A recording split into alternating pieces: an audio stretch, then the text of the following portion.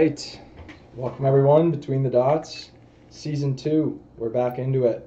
What we're going to be doing today, we're going to be just introducing some new things for the podcast this year.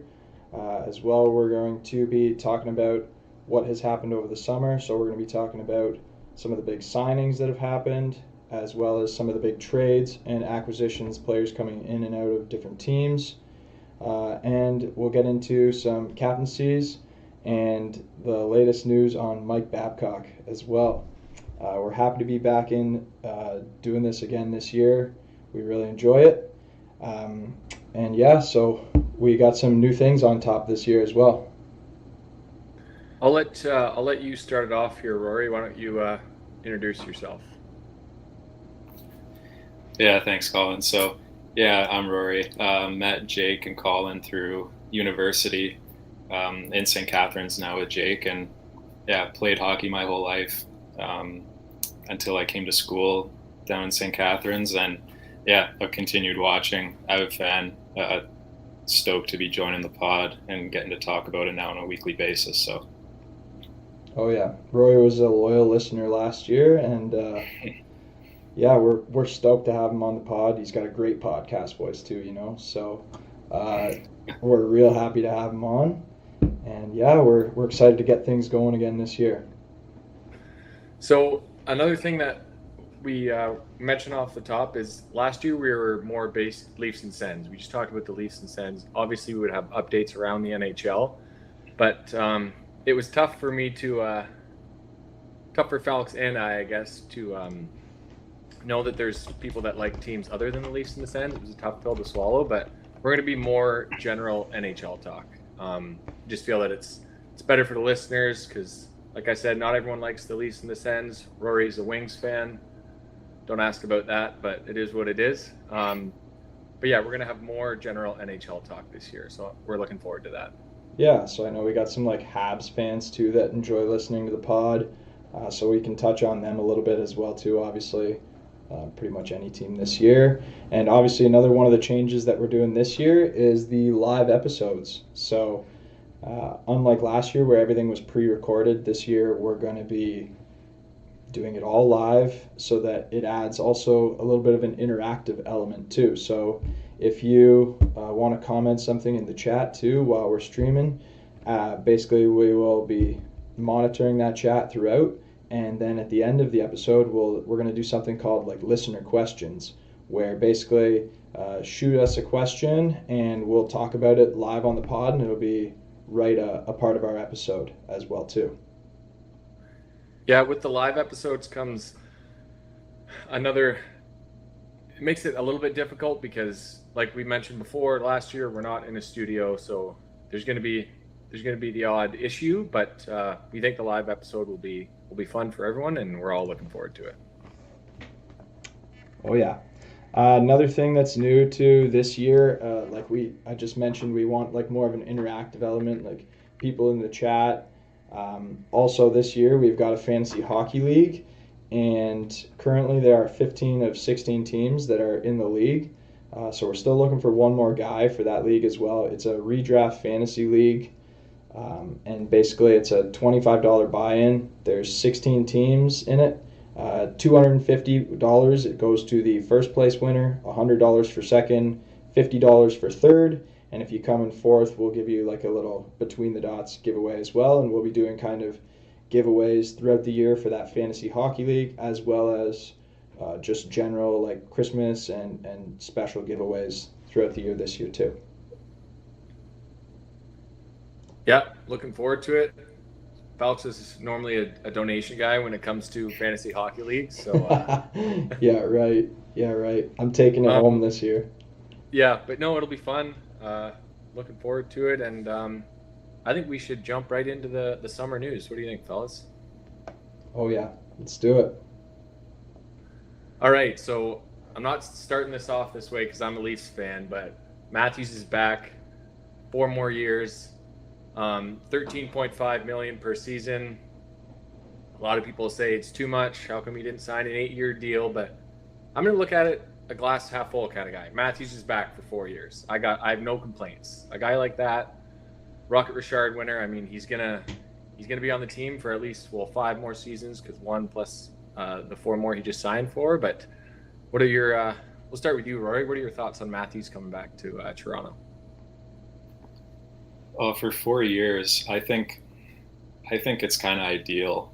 Like, Matthews just wants to re-up, and that's when he'll go for his eight years afterwards and just go for maximum dollar, right? But this is kind of like their window. You like to think that, I guess 5 years from now, since it doesn't kick in for another year, right? I'd like to think that by then the Leafs have a good idea of where they're at and where like those core 4 are too. So they can make a more like informed decision at that point, instead of having a guy who honestly has had some injury history, who knows about locking him up for 8 years and having him at 34 years old with maybe some shoulder issues. I don't know. Would you be happier if he signed for 8?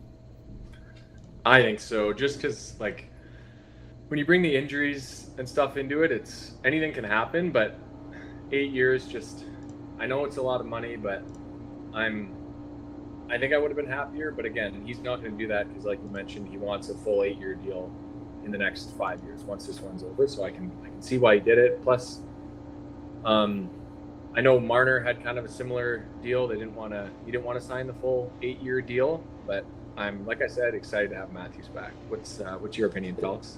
It's just like, it seems crazy to me that he's obviously now the highest paid player in the NHL, and it's like, it's tough because you have to pay him that much too, right? Like, no matter if you let him walk, he's going to get that money somewhere. He's proven enough that he's like that caliber of a player, and it's tough now because you got to structure your team in a way that wins, and like, it's a lot of money that you have invested in forwards, but it's like, for the Leafs, I'm talking, so we'll see what happens. I don't mind it. Like I said, we're gonna have to give him that money anyways, and like 4 years is kind of like, it's not like something too long. So if he doesn't live up to it, that at least you can whatever renegotiate. But no, it's the cap's going up too as well, so it's yeah, we'll see what happens. Like Zach was saying in the chat, actually, Zach asked, do you think McDavid would ask for more than that? Like, what do you guys think? If I'm McDavid and I'm up for a new contract, whatever the highest paid guy is, I'm asking more, because McDavid is the best player in the NHL. In my opinion, there's nobody really close. I know Draisaitl's good too, McKinnon, Matthews, they're all good, but in my opinion, I think McDavid could for sure ask for more, because he's the best all-around player in the NHL.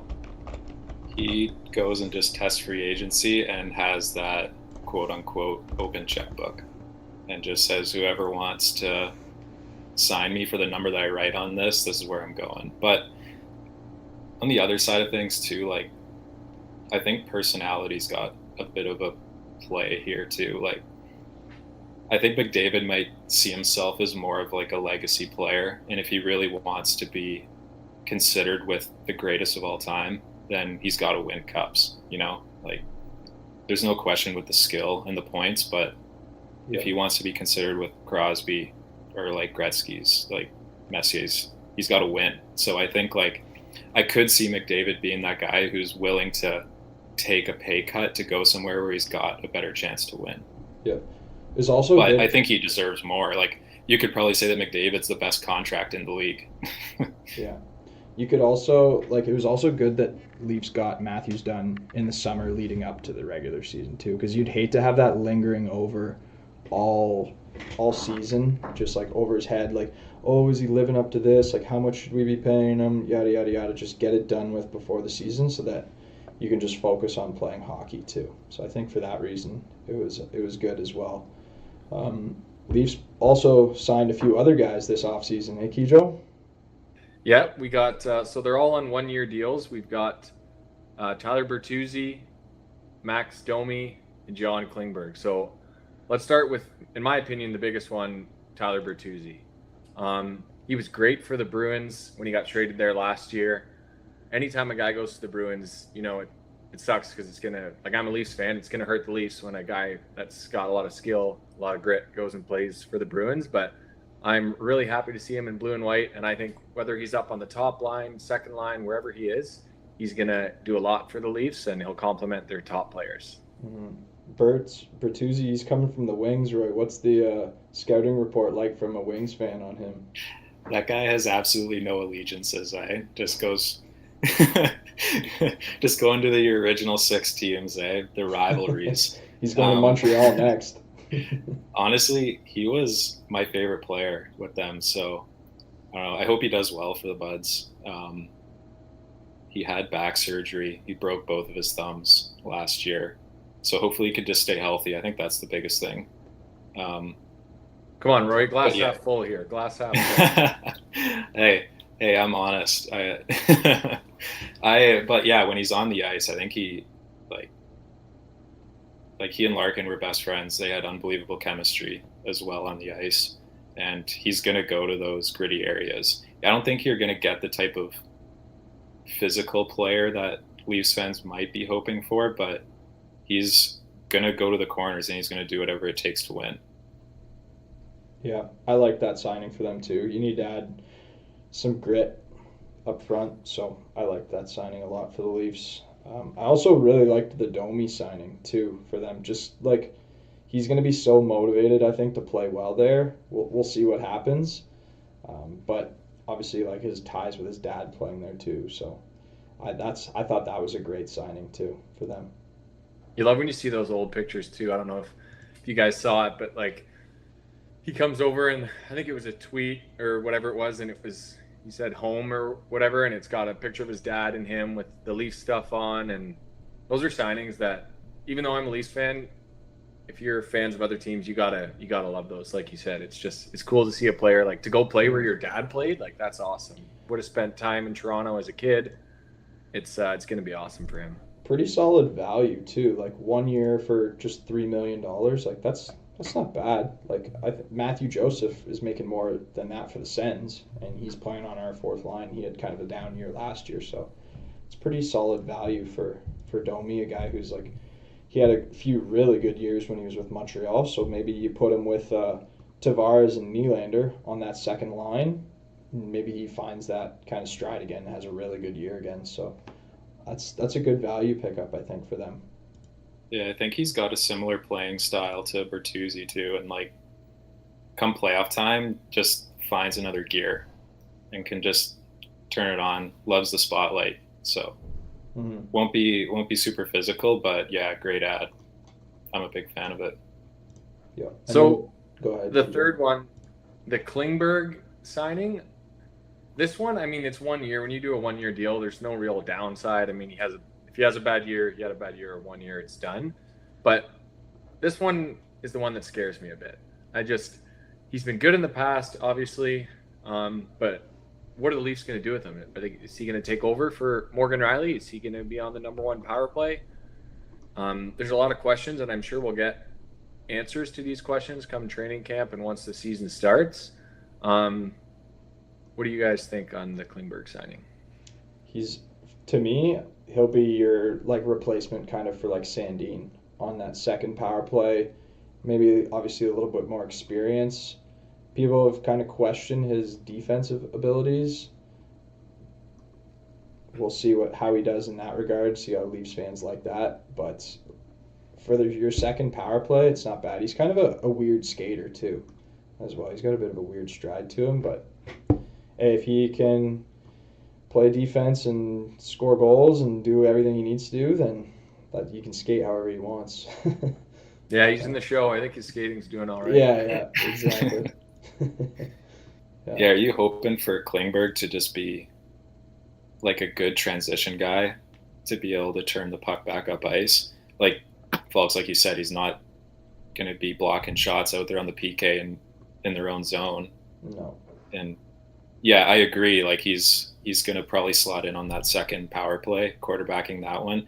I think it'd be tough for him to overtake Riley's spot. Like the chemistry that they built too. I feel like he's solidified his spot there, but I don't know. I could be wrong. I think like just getting a puck mover who sees the who sees like the ice fairly well, trying to move that up ice might be what Treliving was hoping for signing him. Yeah, it's a lot of obviously a lot of hype for all these guys, but I also know there's a lot of hype in Ottawa. So, Felix, why don't you get into what the Sens saw Yeah. season? Well, I know we said we'd talk about some other teams too, not just the Leafs and the Sens, but that's where we'll start today. So yeah, Sens obviously bringing in some bodies. Corpusalo, he's kind of going to be one of our mainstays in net for the next 5 years. Sign him to like 5 year times $4 million per year, and then we also kind of brought in Tarasenko on a 1 year deal too, for 1 year for $5 million. So a couple guys coming in. Some good experience too with like Tarasenko. Kind of reminded me of like the Giroux signing a bit last year. Like it's nice to bring in a veteran like that. If you told me like 5 years ago that we'd have Giroux and Tarasenko on the same team, I would have told you you're crazy. But here we are today. So I love that. I like both those pickups for them. It was kind of needed. Ottawa needed to do something to try to get them into the playoffs, right? So bringing in those two guys for sure is going to help them, I think. That's coming from a slightly biased maybe Sens fan, so we'll see. What do you guys think?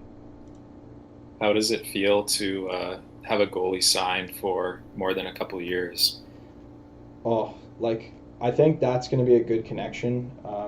So Forsberg and Korpisalo were both goaltending partners in the AHL before when they won the Calder Cup with Columbus, I think it was. So now having that tandem, knowing that they can work well together already and that they're going to be in the NHL now together, I think that's going to be a real nice fit. I'm a little nervous for Forsberg this year just because he's coming off the two torn ACLs there. Brutal injury that he had last year. So we'll see kind of how his health is this year. But we do still have Mads Sogard who can come up and play games as well for us, like he did last year. So overall, like I'm happy with how the roster's looking. I'm happy with the D. It'd be nice if we could figure out something with Shane Pinto still, because he's still unsigned for Ottawa. But it is what it is. We got to clear some cap somehow to get that done. So maybe like Matthew Joseph being traded, something like that. Would be good. I love the Tarasenko signing. Like it's a complete wild card for me. Like for instance, we're talking fantasy. We're doing a fantasy league. Where does this guy go in a fantasy draft?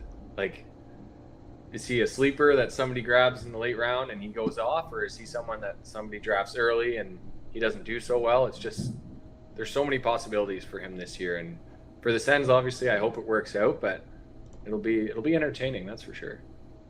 For Tarasenko, if they put him on the first line with Stützle, like that's more offensive.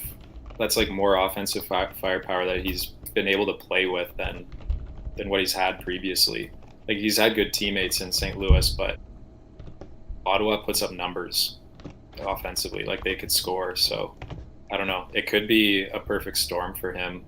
And like, hey, that's what he's betting on, right? Like he wants a big con. He wants to get more years next year. He's hoping on the cap going up, and I think he's hoping that he's going to put up good numbers on a team that scores a lot of goals. And it's a great replacement for DeBrincat as well, right? Mm-hmm. That was the other thing. Once DeBrincat left, we kind of had to bring somebody in, and I think Tarasenko is going to be a guy that still like wants to prove something a little bit too. So if he has a good year, which obviously he's hoping for, then he gets paid and kind of goes somewhere else. If he has a bad year, then it was a kind of low risk, high reward play for Ottawa. So I like that. I like that pickup, and I like the way our D looks this year too. We locked up Jake Sanderson for 8 years times $8.05 million, making him the highest paid Sens defenseman now, which is a pretty big deal. I like that. I like that as well. He's a stud, and I was saying it last year too. At times he was honestly our best defenseman. And he's one of the most underrated defense in the league right now. So this paycheck just shows that that's what he's worth out there now. Is he getting paid 8.05 because of his jersey number, or is it just to edge and make more than Shabbat?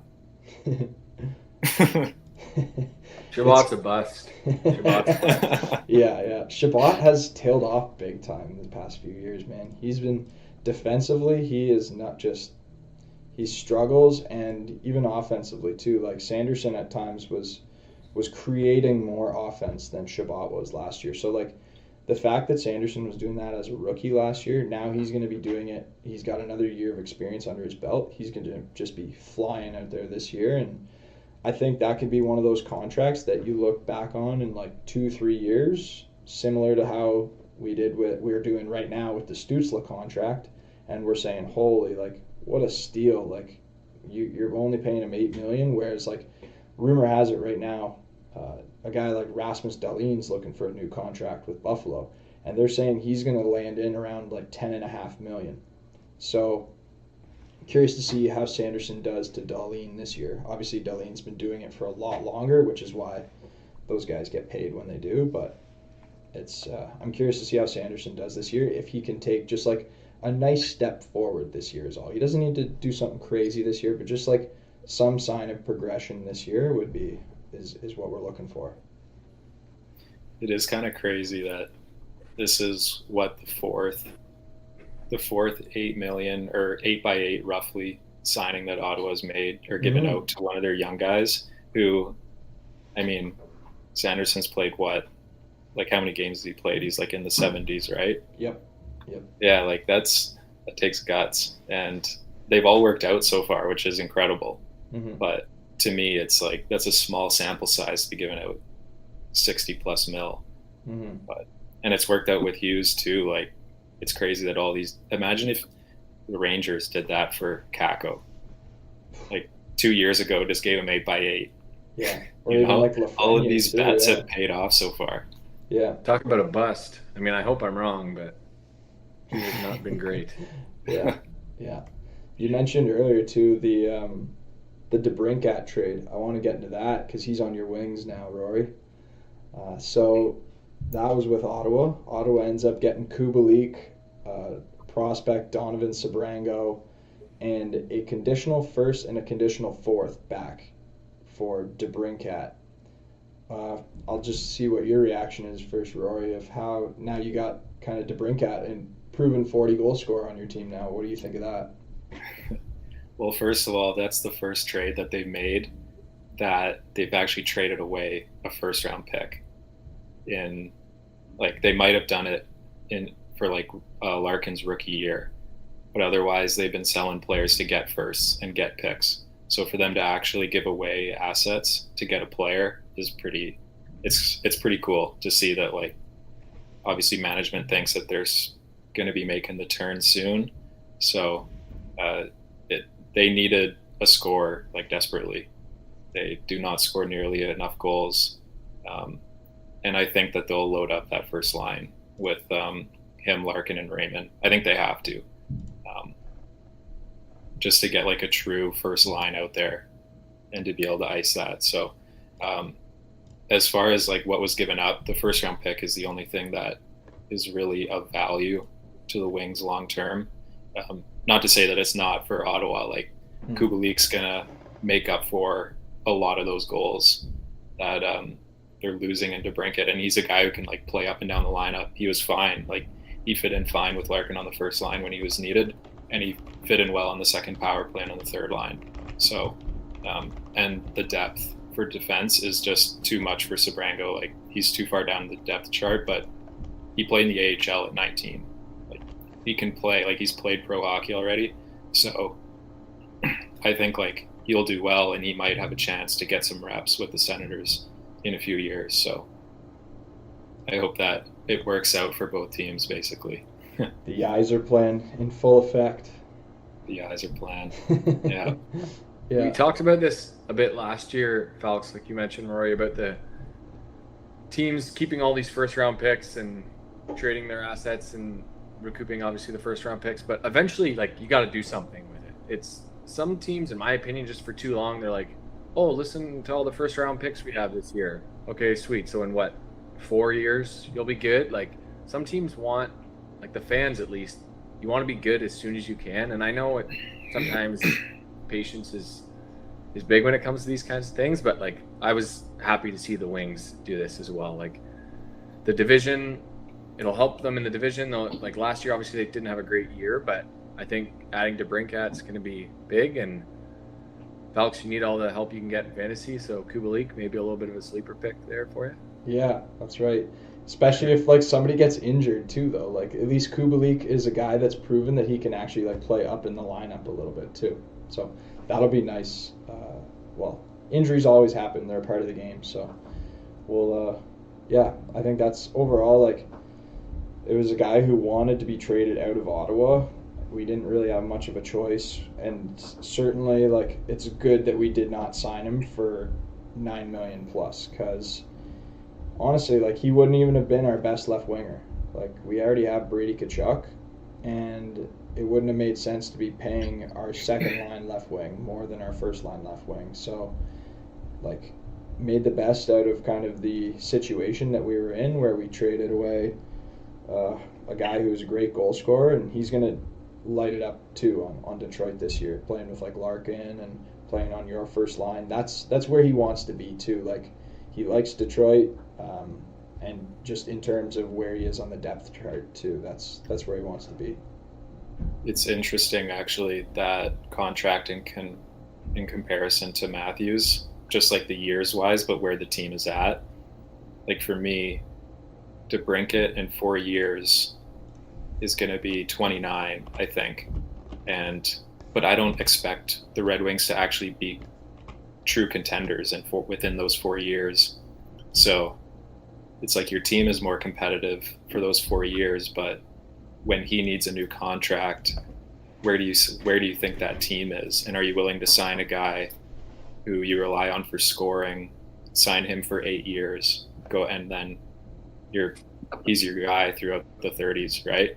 I'm so curious to see where Detroit is going to end up in the standings, where everybody's going to end up in the standings this year. It's going to be that Eastern Conference is just every team's actually pretty solid. Like, I'm curious. I just hope like Buffalo, is getting better. Ottawa's getting better. Detroit's getting better. Is somebody falling off, or is like a team like Pittsburgh still gonna kind of hang around the mix, kind of thing? I was gonna say all those teams like that were on the cusp got better. I don't know if any of them got worse. Yeah, exactly. Yeah. So. Yeah, Pittsburgh, like you just mentioned, Dubas leaves and then pulls off like I don't even know when I saw Carlson went to Pittsburgh, like first of all, what does this mean for Letang? If you're Letang, are you frustrated with this? Are you happy because you just want to win? Obviously Malkin and Crosby, they're starting to get up there in age. I know they've won their cups and they've definitely proven a lot, but I'm sure they want to win again. Everyone wants to win. So yeah, Erik Karlsson to I know, and like not to mention too, like Dubas brings in all his old buddies too as well that he enjoys to work with. But in terms of players too, he brings in Lars Eller and he brings in Noel Acciari, who are two centermen. So like your centers are now Crosby, Malkin, Lars Eller, and Noel Acciari. So like you're deep down the middle. You bring in Karlsson, who's coming off a Norris Trophy year. Like it's hard to say that the Penguins aren't going to be better this year. Like they're going to be solid. Riley Smith is an underrated ad on the wing as well. Oh, for sure. I think all I know is I don't know. Like the team will be better, but that power play is going to be an electric factory. Like yeah, that's good for fantasy points right there. That's going to be good for fantasy points. Yeah, exactly. But what does this mean for Letang? Is he frustrated by this? What do you guys think? If you're Chris Letang, you're there obviously for many years. Like, do you just take a step back, let him walk in? Like, I don't know. That's might be a tough one for him, but yeah. Do you think they run like Letang and Karlsson on the same power play, or do you think they give them each their own unit? Yeah, load them up. Load them up. I mean, they're both good enough, so. My original thought was load it up, but then you think back to San Jose and Carlson when he was on the same team as Brent Burns. It was kind of like, I don't think he had his best. Like he had good years, but it wasn't like last year when Brent Burns is gone. He kind of gets the spotlight. So is he going to struggle having a guy like Chris Letang there, or is it? I don't know. There's like all the teams you mentioned, a lot to be determined, and Pittsburgh.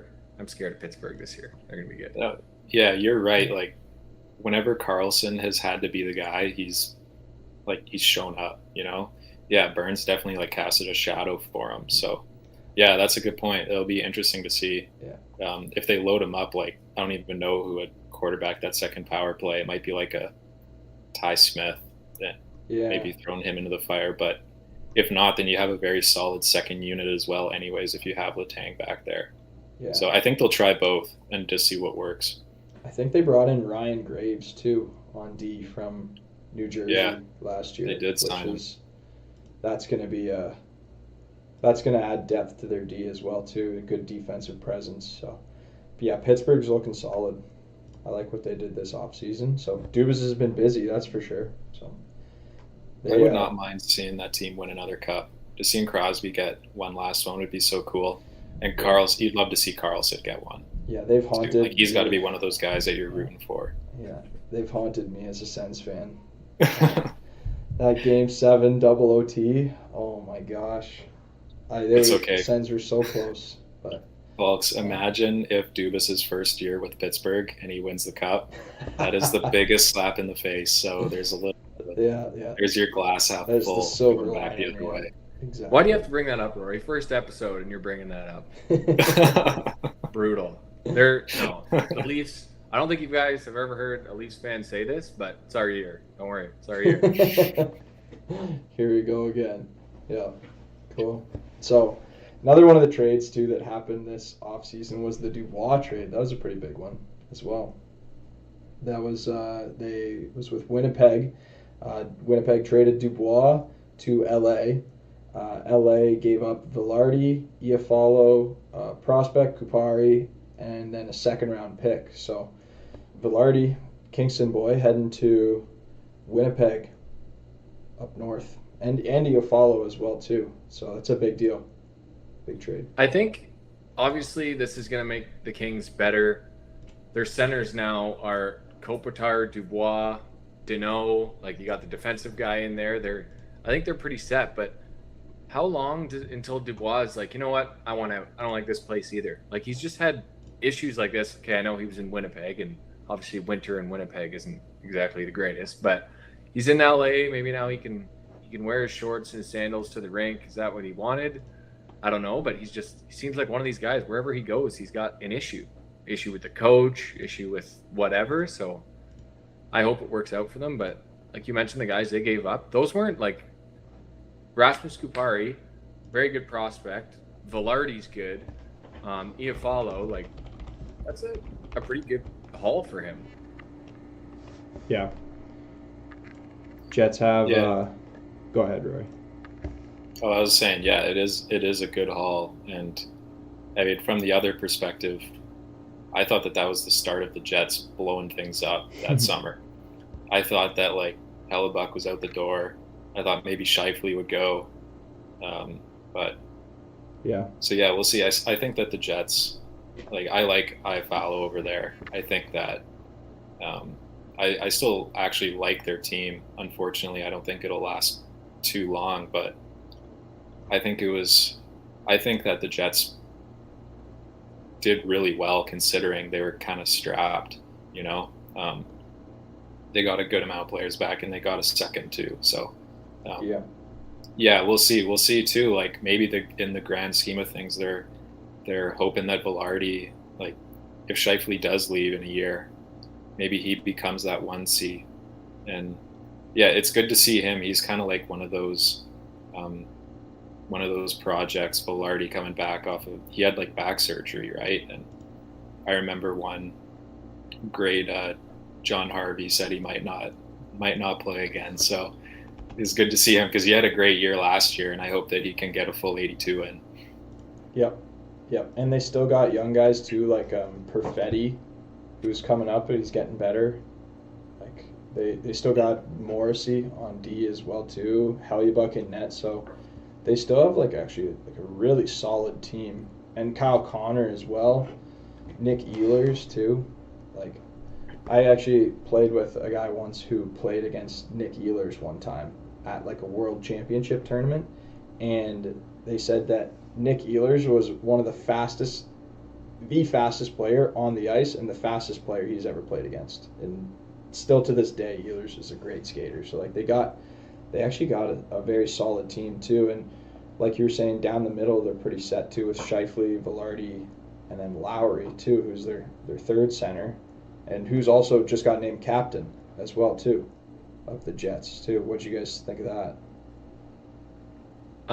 I what does Mr. Mark Scheifele think of that? I He's so out. yeah, like I mean, there's things behind the scenes obviously we don't know about, we don't see, but even the fans of the Jets, once you lose Blake Wheeler and they did the whole captaincy thing taken away and all that, I know that was a bit of a mess, but what do they think about that for Mark Scheifele? Like, what does Scheifele have to do? I feel like he's been a solid player there his whole career. I remember watching him play for the Barrie Colts back in the day. He was unreal in Barrie and just carried it on to the NHL. So I don't know. If I'm Mark Scheifele, you got to be happy for your teammates, obviously, as I'm sure he will be. But in the back of his mind, he's got to be a little bit frustrated. Yeah, like it kind of brings up the debate like is your captain should it be like your best player, or like is it all right having a guy who's kind of like a little lower on the depth chart be your captain, right? So I obviously Lowry's like a great character guy, so that's what they're basing it off of, I think. Yeah, he starts every penalty kill for them, right? He takes Mm. a lot of those D zone draws. I I like it because I think there is too much emphasis on just handing the C to your top point getter. It just seems like that's the case with a lot of teams, but I guess obviously we don't know Adam Lowry personally, or if he is a good character guy, but I don't know. I respect the move and I respect those players that like have that defensive role and they live up to that and they play it really well. So Hmm. so Yeah, I I like love it. that. Yeah. I was just gonna say, I love that, like you guys mentioned, it doesn't have to be your top scorer because nothing fired me up more than seeing Brady Tkachuk drop the gloves with Truba, center ice at MSG, just two captains chucking them. Like, talk about old time hockey. That was awesome. And I don't know.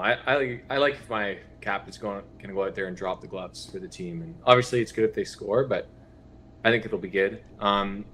Another new captaincy is Quinn Hughes in Vancouver. So what's what are your thoughts on that, Rory? We'll start with you. I guess that's the complete other end of the spectrum, right? He runs the power play. He's driving the offense for that team behind Pedersen.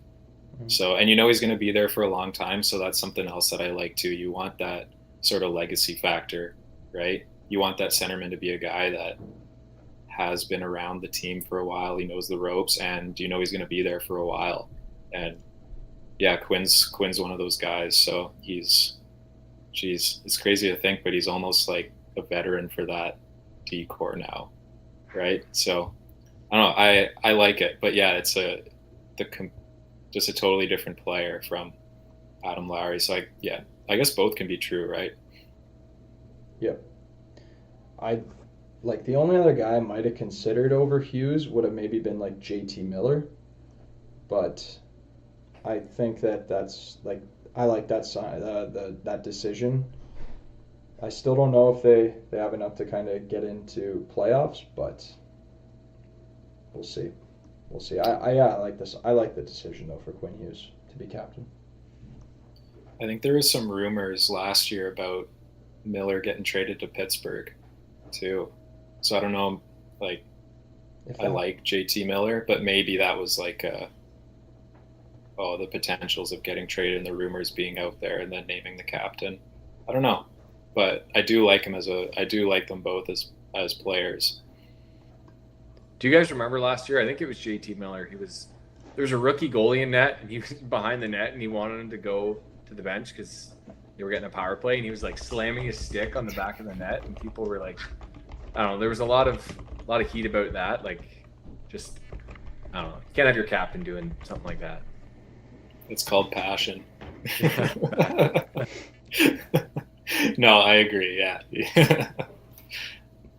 Yeah. No, it's overall it's I like the choice though to make him captain. Another Who would kind you of rather have? Who would you rather have as a captain? Like, what fires you up more? Is like the offensive guy putting up 2 points, or is it the guy who gets 3 blocked shots on a penalty kill, and it's your captain doing it? I think like I'd prefer the points guy because like you can have like honestly like a depth player to me like if whether he's your captain or not if he's doing that stuff that's firing me up that much either way.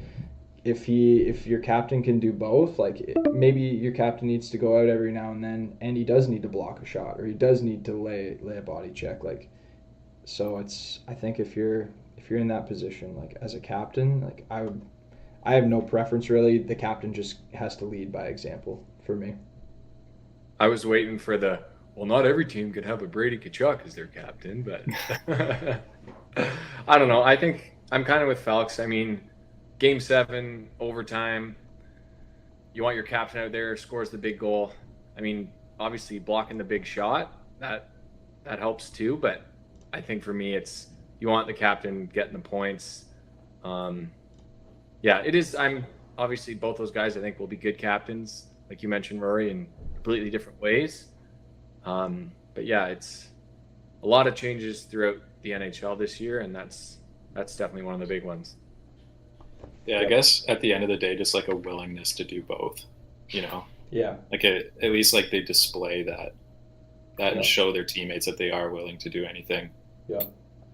Dunner in the chat says Jerome McGinley was a prime example of both of those things there. Just somebody. Honestly, what I was talking about Trouba and Tkachuk chucking them at center ice, I thought of Jerome McGinley. Like, that is a very good one. Jerome McGinley was a great captain, and I know Dunner, big Flames fan, had to get that in.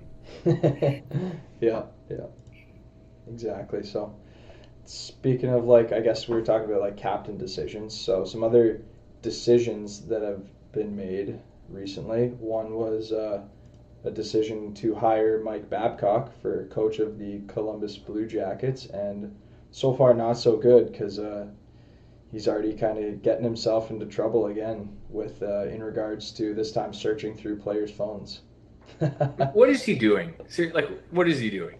If I don't care, like I want to get to know my players' families, stuff like that. I'm not going to. If I'm a coach, I'm not going to say, "Hey, show me your phone." Like, it's just to me, it's weird. And I know, like on Spit and Chicklets, they may have blown it out of proportion, but I don't know. It's weird, and the history he has, I just think it's probably somewhere in the middle. I mean, he probably does obviously want to get to know the players' families, but also the weird. Like I remember he was talking about, was it with Marner or something? He asked him who he thinks doesn't work hard or something, and he made a list or whatever. It's just things like that from the past. Like, just I don't know. I don't understand it. Yeah. Where do you draw the line with that too? Like, what's he gonna do next? Like, start looking through their bank statements and stuff. So, I don't know. Was this like a confirmed thing by the players, or is this just become a story because of Chicklets? This was, I think, Boone Jenner brought it to light. Yeah, he actually talked about it. Yeah, but he kind of played it down. He said, "No, I haven't really talked to him before. I obviously want to get to know my coach. He was curious about my family, but it was an ex-NHLer that I guess there was a message to Biz where he said, "Oh, he did this to us, and it was just weird, and I don't know." So, like I said, I think it's somewhere in the middle of the two. Yeah, and Columbus is looking into it now, into the allegations. So we'll see what happens with all that stuff. But we gotta wrap this up here shortly. So I want to leave enough time to get the listener questions in that kind of been asked throughout the show. So if you're still watching, you want to have any questions that you're thinking of watching the show, you can pop them in the chat right now, and we'll get to them. The first one that was asked throughout the episode, this came from Paul. He said, I'll let you tackle this one, Kijo. So he said, if Nylander wants 10 million, do you sign him? That is a great question. I mean, I'm like big Leafs fan, big on the offense. If you can do it under the cap, give him what he wants. Give him his 10 mil. I mean, is he a $9 million, $8.5 million player? Is that closer? I think so, but he proved to be a value contract, believe it or not. Everyone thought when he signed his contract that he might have gotten a little too much, and I know he held out to get that one, and he didn't play for half the season when he got his contract, but I'm giving Willie 10. And I know Mr. John Harvey would also give Willie 10. Yeah, we got some Willie fans. He has proven it, though, like you said. For Rory, this was, again, from Paul. He said he thinks that Samsonov might take a step back this year. He's wondering what your thoughts on that are. As in just with his overall numbers, I thought he was going to be the guy to take over the number one spot last year. Mm-hmm. And then now with like Wall and net, okay, I see his point where I think that Samsonov is going to be playing, he's going to play the most games that he's ever played probably in a season. So it'll be interesting to see that wear and tear and how he handles that. So I could definitely see a situation where you start to see that sort of breakdown as the season goes on, unless Wall sort of comes out of nowhere and shines. But he's just used to being the backup or in a shared net, right? Yeah. So it'll be interesting to see how he handles the spotlight, and he's the only one in it. I love the contract too for him that they got it done. It was 1 year and another good value deal. So I'm curious to see how he does this year. I liked Samsonov at the start of last year. I knew Murray wasn't going to be anything for you other than just a guy that sits on the IR. So I knew Samsonov was going to need to be. The guy knew. Yeah, he just knew. I had firsthand experience with watching that happen for over a couple of years. It was he could sneeze and blow at his back. So. Come on, you bought a Matt Murray jersey. I did before he even played a game, and I never even took the tags off because he never even got a chance to wear it. Yeah. I didn't know that, folks. I was thinking about giving it to Kijo last year, but yeah. Don't worry, it's already been donated. Yeah. It's gone. Couldn't have the Sens jersey in the house. One that I'll tackle here.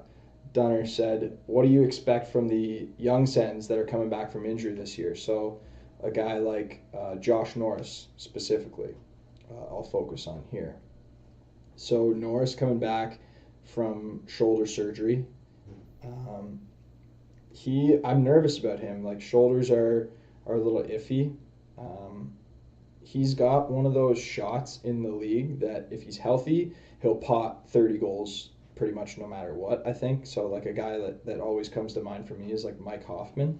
So the biggest thing for him is just staying healthy this year, and hopefully he's had enough time over the offseason to rehab that, and I'm expecting him to come back and be able to stay healthy.